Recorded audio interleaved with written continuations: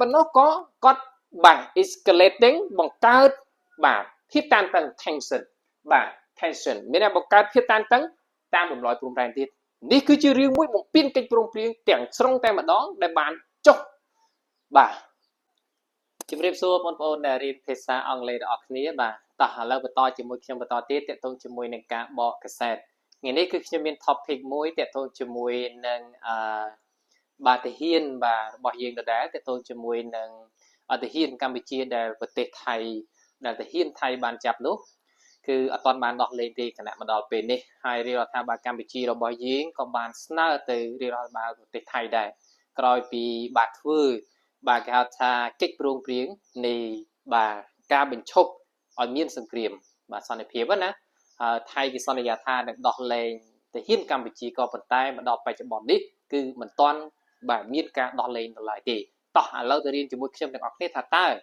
នៅក្នុងអត្ថបទនេះបាននឹងមានពាក្យល្អៗយ៉ាងណាសម្រាប់បងប្អូនដែលរៀនភាសាអង់គ្លេសហើយក៏ជារឿងមួយសម្រាប់បងប្អូនទាំងអស់គ្នាដឹងផងដែរជាហេតុការណ៍សម្រាប់សង្គមជាតិប្រទេសជាតិរបស់យើងទាំងមូលផងដែរតោះឥឡូវទៅរៀនជាមួយនឹងខ្ញុំចេញនៅក្នុង topic ឬក៏ប្រធានបទនេះគេដាក់ថា Cambodia is បាទពាក្យតងជាង Cambodia បងដឹងហើយថាប្រទេសកម្ពុជារបស់យើងហើយពាក្យថា is មានន័យថាយើងជំរុញបាទអញ្ចឹងមានន័យថាប្រទេសកម្ពុជាជំរុញបាទ Thailand អញ្ចឹងមានន័យថាជំរុញឲ្យប្រទេសថៃបាទអូខេ to honors អញ្ចឹងពាក្យកន្លែង honor កន្លែងនេះមានន័យថាគោរពបាទ honor បាទ join declaration អញ្ចឹងទាក់ទងជាមួយនឹង declaration កន្លែងនេះបងណាស្រៈយើងបើសិនតាម phonetic symbol យើងអានបែបនេះវិញបាទ D បាទហើយស្រៈ X និង K ហើយដក grammatic កន្លែងបាទកន្លែង L នេះគឺកន្លែង AR នេះគឺស្រៈអឹកអញ្ចឹងកន្លែងបាទ R នេះគឺស្រៈ A បាទ reason right បាទ reason អញ្ចឹងបើយើងអានទៅ declaration យើងអត់អានថា declaration ទេយល់ទេបងកន្លែងហ្នឹងបើយើងអានតាម phonetic symbol ឬក៏តាមសូរស័ព្ទនៃសំឡេងដែលយើងគួរអានគឺយើងអានបែបហ្នឹងគេថា declaration អញ្ចឹង declaration ខ្មែរយើងបកប្រែថាប្រកាសវាអាចស្មើជាមួយនឹងពាក្យថា announcement មានន័យថាប្រកាសអូខេអញ្ចឹងមានន័យជួញនេះយើងដឹងហើយថារួមមានទេបងអញ្ចឹងបាទ and release អញ្ចឹងពាក្យថា release គឺមានន័យថាដោះលែងហើយពាក្យតងជាមួយនឹងពាក្យ detain ដែលបានឃុំខ្លួនហើយពាក្យថា soldiers មានន័យថាទាហានអញ្ចឹងមានន័យថាម៉េចមានន័យថាប្រទេសកម្ពុជាបាទប្រទេសកម្ពុជាជំរុញឲ្យប្រទេសថៃបាទប្រទេសថៃហ្នឹងឲ្យគោរពបាទសេចក្តីប្រកាសរួមក្តីប្រកាសរួមហ្នឹងប្រកាសរួមក្នុងគោលបំណងកន្លែងមួយដែលយើងចុះកិច្ចព្រមព្រៀងឈប់បាញ់ទៅបង្កើតឲ្យមានសន្តិភាពរវាងបាទនៅអ្នកដែលធ្វើម្ចាស់ផ្ទះរវាងម៉ាឡេស៊ីហ្នឹងហើយអ្នកដែលចូលរួមគឺរវាងប្រធានាធិបតីសហរដ្ឋអាមេរិកគឺលោក Donald Trump បាទតោះឥឡូវមានន័យថាម៉េចគឺមានន័យថាកម្ពុជាយើងគឺអំពាវនាវឲ្យប្រទេសថៃហ្នឹង honors មានន័យថាគោរពបាទ join បាទ declaration ការបាទសេចក្តីប្រកាសរួមហើយនឹងឲ្យដោះលែងបាទមានន័យថាទាហានដែលបានឃុំខ្លួនទាំង18នាក់bằngនឹងឯងមកដល់ពេលនេះគឺយើងបាទច្រើនដែរបាទ2ខែណា2ខែជាងហើយមែនទេអូខេអញ្ចឹងតោះឥឡូវទៅរៀននៅក្នុងអត្ថបទជាមួយនឹងខ្ញុំថាតើអត្ថបទនេះមានអត្ថន័យយ៉ាងម៉េចហើយរាជរដ្ឋាភិបាលកម្ពុជារបស់យើងបានស្នើឲ្យប្រទេសថៃនឹងយ៉ាងម៉េចអូខេតោះយើងមើលថា Cambodia government ពាក្យថា Cambodian government បាទ Cambodian government យើងដឹងហើយណារាជរដ្ឋាភិបាលកម្ពុជាបាទ has បាទ call on ចឹងពាក្យថា has call on កន្លែងនេះបងដឹងហើយណាពាក្យថា call on មានន័យថាអំពាវនាវចឹងពាក្យថា has call on កន្លែងនេះគឺគេសរសេរជាកាល present perfect អ្វីទៅជា present perfect មានន័យថាកើតពីមុនហើយវាមិនដល់បច្ចុប្បន្នអញ្ចឹងមានណារាជរដ្ឋាភិបាលកម្ពុជារបស់យើងបើនិយាយពីការអំពាវនាវហ្នឹងគឺអំពាវនាវតាំងពីមុននោះតាំងពីបាទទាហានថៃបានចាប់ទាហានកម្ពុជាឯណោះអញ្ចឹងពេល call on កន្លែងនេះកន្លែង call នេះយើងគ្រាន់តែថែម ed មកคล้ายទៅជា verb 3ឯងមែនទេអញ្ចឹងមានន័យថា present perfect បាទ subject plus has plus ជាមួយនឹង verb 3អញ្ចឹងមានន័យថារដ្ឋាភិបាលកម្ពុជានឹងបានអំពាវនាវឲ្យគេបាទ Thailand អំពាវនាវឲ្យប្រទេសថៃបាទអំពាវនាវឲ្យប្រទេសថៃបានអំពាវនាវឲ្យប្រទេសថៃនឹង to fully respect អញ្ចឹងបងអូនដឹងហើយណាពាក្យថា respect នេះមានន័យថាគោរពហើយពាក្យថា fully នឹង bà pinh lình chẳng biết đi thả mày để đó tha bà Campuchia ban ở piu níu ao và tây thấy bà crop pinh lình ở pinh lình bà crop gặp pinh lình miền đây tha bần top pi bà chọc kịch krong priếng bà son điệp hiệp chân và tây thái cu tay crop chẳng pinh lình rò chồng nít mũi để bắt chọc từ lệ khả này chẳng biết đây thả mày ở piu níu ao và tây thái nó crop chẳng pinh lình no ai kì bà the term bà no ai ghế nấu chồng nít như mũi bà nấu rương rau mũi chồng nuôi đại dương bắt cho người khăn đâu nè bà Kuala Lumpur cũng đang cái nấu vật tiệc Malaysia này ai bà có rốt nấu gì đây và cả room bà nấu Kuala Lumpur chấn bà đi theo bà Campuchia các bạn tiêu về nếu ai về thấy có rốt trong pin lính nấu gì đây và cả room mũi bà đang phơi láng nấu vật tiệc Malaysia bà ti krong cả là lắm Kuala Lumpur này ai bà hai nâng bà cầm chỉ hai nâng ấy tiết bà immediately bà release 18 Cambodian soldiers bà detained by Thai forces chẳng mình đi tham vậy hai còn oi bà immediately cái lại đi cái sự say chỉ adverb phim hai việc release miền đi thả đọc lên phim đâu nè bà 18 Cambodian soldiers miền đi thả oi đọc lên còn ban biểu nếu bài nâng nè ở đọc lên bà từ hiên Campuchia đọc ở 7 rút để bàn chặt luôn lúc bà coi bị kịch rung riêng dương cua tay của rút dạng bình linh tử đầm bay slide top tàu nứng bà hai đôi chị ca của rút đo với tên mà ông này để bàn trôi qua miết để bàn miên qua miết con cá bà cho hát lấy kha phòng đẩy rồi vì bà đôi chị sao đó làm rinh mình đấy ok bà để bán bà không luôn bài cái bài ban chắp sorry bà distant trên phía đã detain lại ní bài ban chắp đói từ hiến thầy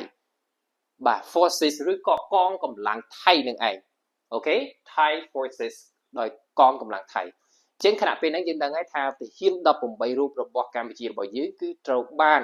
បាទចាប់ដោយទាហានបាទថៃឬក៏កងកម្លាំងរបស់ថៃខណៈពេលដែលបត់ឈប់បាញ់ដំបូងបំផុតគឺនៅពេលដែលយើងចាប់ដៃគ្នាហ្នឹងគឺជារឿងមួយថៃក៏បានបាទលួចបាទស្លៀតឱកាសក្បត់បាទនៅបាទកិច្ចព្រមព្រៀងដំបូងគឺក៏បាទចាប់ទាហានកម្ពុជារបស់យើងទៅបាទតោះទៅបន្តទៅទៀតបាទចឹងបងដឹងហើយណាតើតើនៅពាក្យ release ខ្សែដោះលែងអូខេហើយ Cambodian soldier មានន័យថាទាហានកម្ពុជាបាទ detain នេះមានន័យថាដែលបានចាប់ខ្លួនបាទហើយមួយទៀតបាទអូខេហើយពាក្យ excusing កន្លែងនេះខ្ញុំសរសេរវាអស់ក្តារបន្តិចខ្ញុំកន្លែងនេះ ing ណាពាក្យ excusing នេះមានន័យថាយើងអាចនិយាយថាជាធម្មតាពេលខ្លះគេអាចនិយាយចោតប្រកាន់ប៉ុន្តែក្នុងន័យនេះមានកម្ពុជាមិនមែនចោតប្រកាន់ទេជាធម្មតាយើងដឹងថាបន្ទាប់ពីធ្វើកិច្ចព្រមព្រៀងយើងគួរតែគោរពកិច្ចព្រមព្រៀងរបស់យើងដែលបានធ្វើមែនទេអញ្ចឹងនៅពេលដែលយើងអត់ធ្វើមានន័យថាយើងក្បត់នៅអ្វីដែលបានយើងចុះកិច្ចសន្យាអញ្ចឹងមានន័យថាម៉េចបាទរាជរដ្ឋាភិបាលកម្ពុជានឹងក៏ថាបាទទីក្រុងបាងកកហ្នឹងបាទនៅកន្លែងណាជាធម្មតានៅកន្លែងហ្នឹងគឺជាទីស្នាក់ការធំបំផុតរបស់រាជរដ្ឋាភិបាលថៃហ្នឹងមែនទេចឹងមានតែបានរំលោភបំពានអីគេបាទរំលោភបំពានបាទ the spirits of the agreements of the agreement បានគ្រប់ទៅលើអីបានរំលោភបំពានលើអីជាធម្មតាបើនៅពេលដែលយើងកិច្ចព្រមព្រៀងរបស់យើងបានចុះឲ្យថានឹងដោះភ្លៀកដោះលែងភ្លាមនៅបាទទាហានកម្ពុជាដែលបានចាប់ខ្លួនក៏ប៉ុន្តែមកដល់ពេលនេះហើយមិនទាន់បានដោះលែងទៅទៀតអញ្ចឹងមានន័យថាម៉េចមានន័យថាគាត់បានរំលោភបំពានហើយមែនទេ violating អញ្ចឹង violate ពេលហ្នឹងរំលោភបំពានបាទរំលោភបំពានតើតងជាមួយនឹងបាទគេហៅថា the spirits of the agreement មានន័យថាអ្វីឬក៏អាកិច្ចព្រមព្រៀងរបស់យើងដែលបានធ្វើរួមគ្នាហ្នឹងរវាងបាទមានន័យថាប្រទេសកម្ពុជាហើយនិងប្រទេសថៃហើយដែលអ្នកម្ចាស់ផ្ទះនោះអ្នកសម្របសម្រួលគឺបាទប្រទេសម៉ាឡេស៊ីហើយអ្នកដែលចូលរួមក្នុងវត្តមានដ៏សំខាន់បំផុតគឺសហរដ្ឋអាមេរិកផងដែរមែនទេតោះបន្តទៅទៀតបាទ agreement and ហើយនឹងអីគេបាទកម្ពុជាថាថៃហ្នឹងគឺរំលោភបំពានហើយនឹងអីទៀតបាទ and កន្លែងនេះបងណា anti x បាទអាកន្លែងនេះ e បាទ e bx បាទ x បាទកន្លែងនេះមើលមិនអានថា cat ទេគឺកន្លែង k នេះស្រៈ បាទអញ្ចឹងអាចថា escalating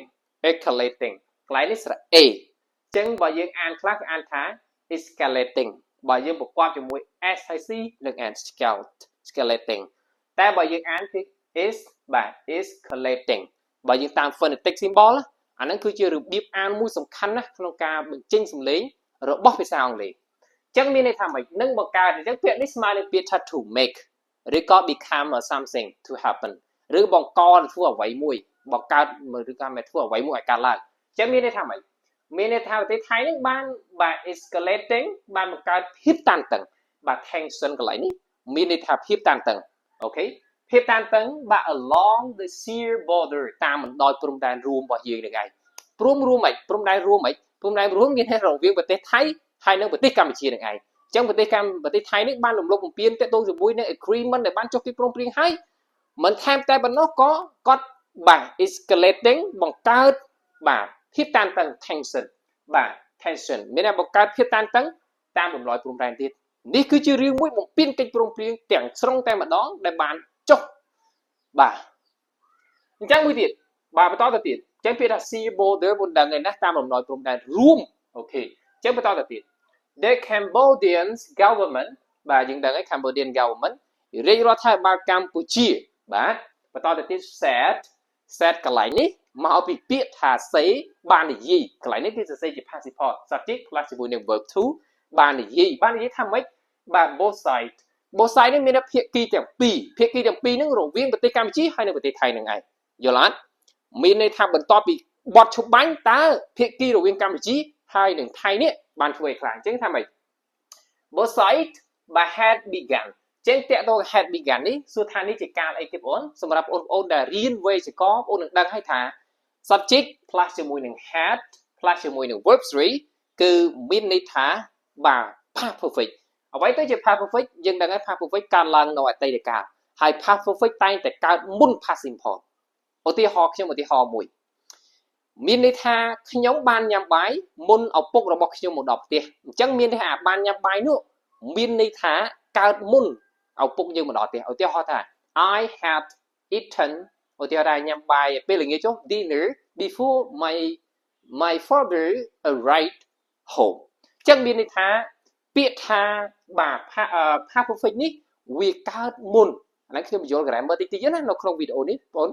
ដែលអញ្ចឹងបើ grammar វាសំខាន់ដែរអញ្ចឹងរបៀបនៃការសរសេររបៀបនៃការបកប្រែក៏សំខាន់ដែរអញ្ចឹងបានអីគេ